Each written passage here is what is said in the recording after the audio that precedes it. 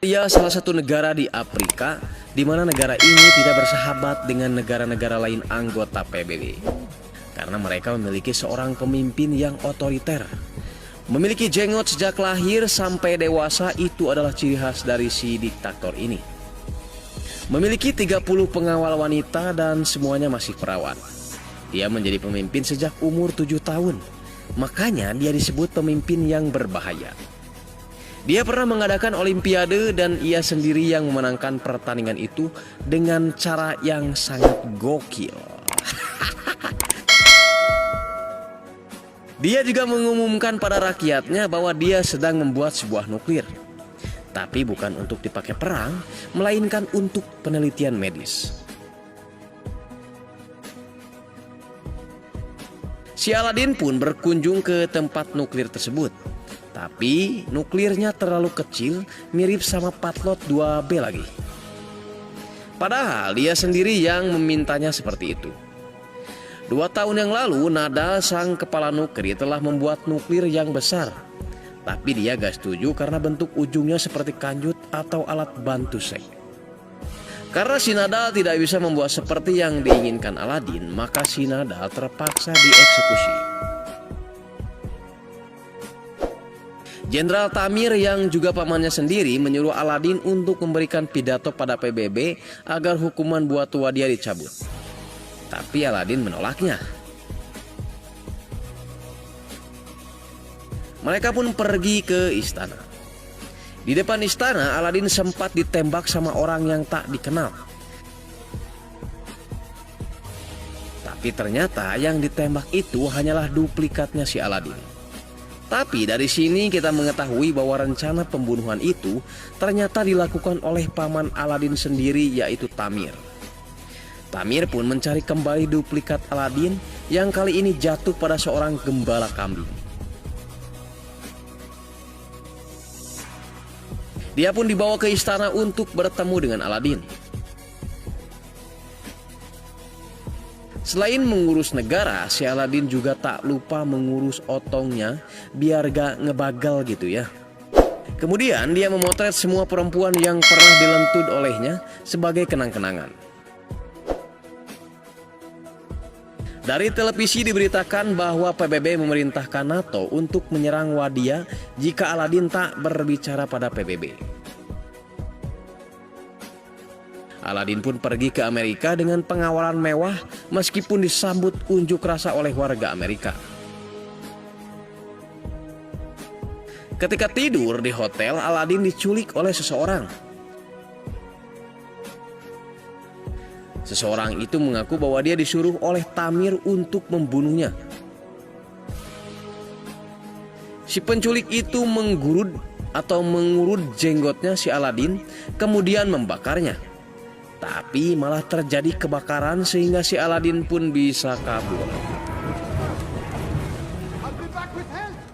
Keesokan harinya di tengah unjuk rasa, si Aladin berbicara kepada polisi bahwa dia akan melakukan pidatonya hari ini.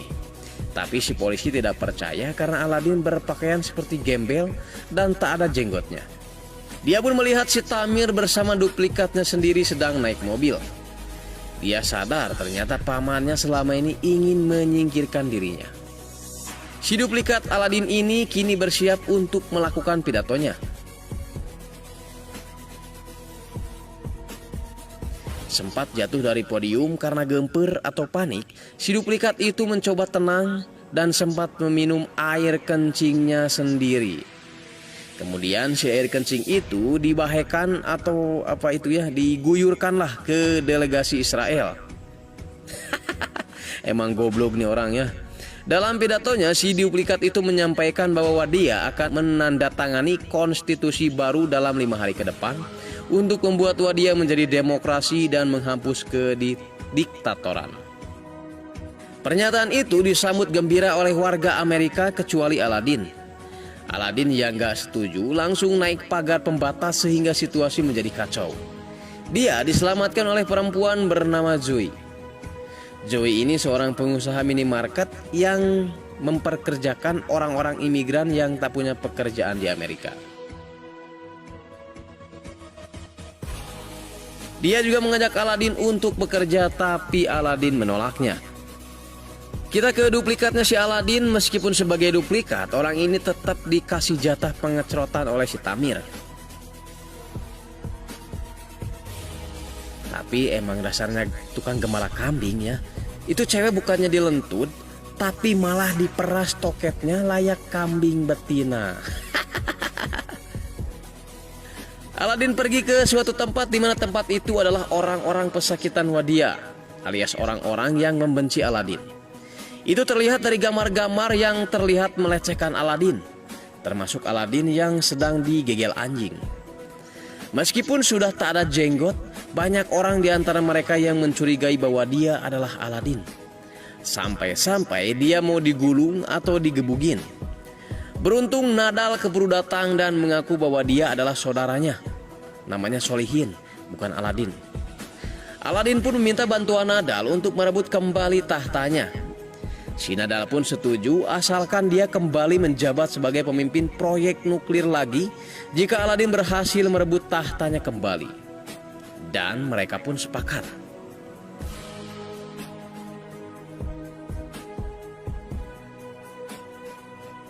Nadal melihat Zui memiliki akses masuk ke hotel di mana si duplikat Aladin akan berpidato. Nadal pun menyuruh Aladin untuk menerima pekerjaan yang ditawari Zui beberapa waktu lalu. Aladin pun minta maaf dan menerima pekerjaan dari Zui.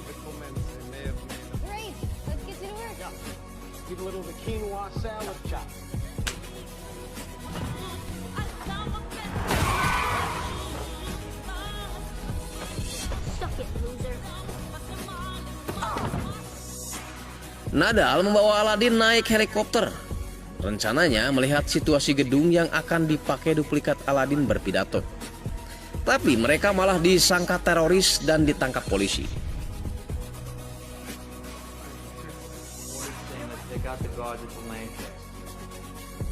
Kabar itu pun tembus ke si Tamir dan menyuruh prajurit wanitanya untuk membunuh si Aladin.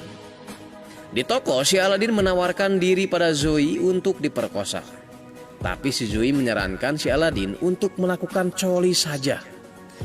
Zui mengajarkan cara coli pada Aladin karena Aladin belum pernah melakukannya. Ketika dicoba, alah, sia, ngenah gening cu asa ngapung.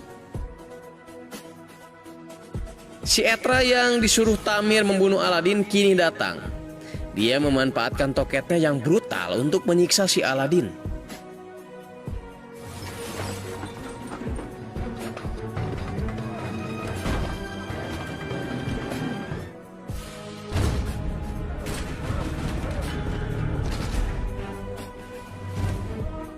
Namun si Aladin berhasil membalikkan keadaan dengan menyeret si Etra ke sebuah babalongan hingga tewas. Keesokan paginya, manajer hotel tempat si duplikat Aladin nginep melihat keadaan warung Zui yang akan menjadi partnernya. Tapi ketika melihat keadaannya berantakan, si manajer itu pun membatalkan kontraknya. Tapi Aladin berjanji akan mendapatkan kembali kontrak itu dengan mengubah sistem tata kerja dan dengan cara yang kotor. Khas Aladin yaitu membuat berita palsu tentang toko saingannya. Aladin dan Nadal kini sedang menghadiri sebuah acara pemakaman. Nampaknya mereka sedang merencanakan sesuatu. Mereka masuk ke rumah duka dan membuka sebuah peti. Mereka berniat mengambil jenggot dari orang yang sudah mati itu. Karena waktunya mepet, maka terpaksa si Nadal mengambil jenggot itu beserta kepala orang yang meninggal itu. Gokil aja. Singkat cerita, Zoe pun mendapatkan kontraknya kembali dengan Hotel Lancaster itu. Mereka pun sangat senang. Tapi perayaan pun tertunda setelah salah satu pengunjung kebelet mau melahirkan. Zoe dan Aladin pun terpaksa harus jadi paraji atau bidan sementara. Momen itu nampaknya malah membuat mereka jadi akrab. Itu terlihat ketika tangan mereka menyatu di lubang itil si perempuan itu.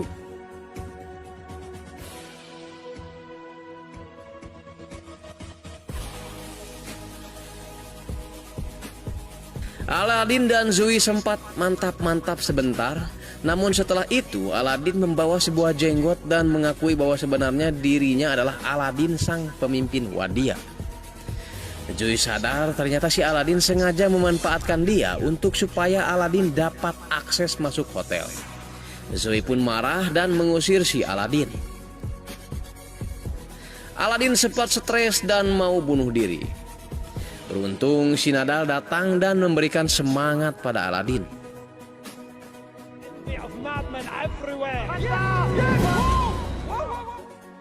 Nadal pun mengajak Aladin untuk kagok edan dengan cara menyeberangi hotel dengan sebuah tambang.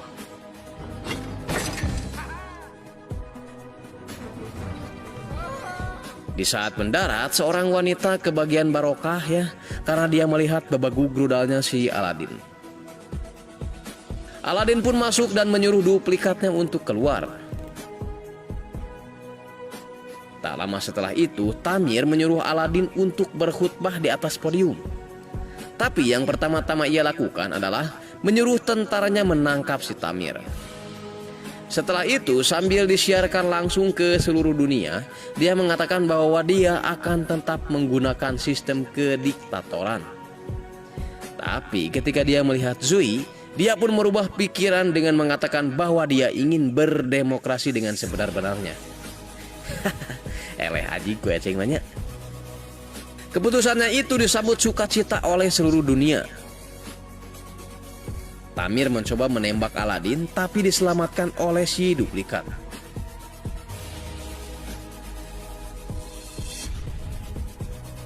Dua tahun kemudian Wadia mengadakan pemilu dan Aladin kembali terpilih sebagai pemimpin. Tentunya tetap dengan cara yang kotor. Dia mengarahkan tank baja pada orang-orang yang akan mencoblos agar pindah ke nomor 1. Sarap aja gitu film deh. Film pun berakhir dengan pernikahan sang diktator dengan Zui.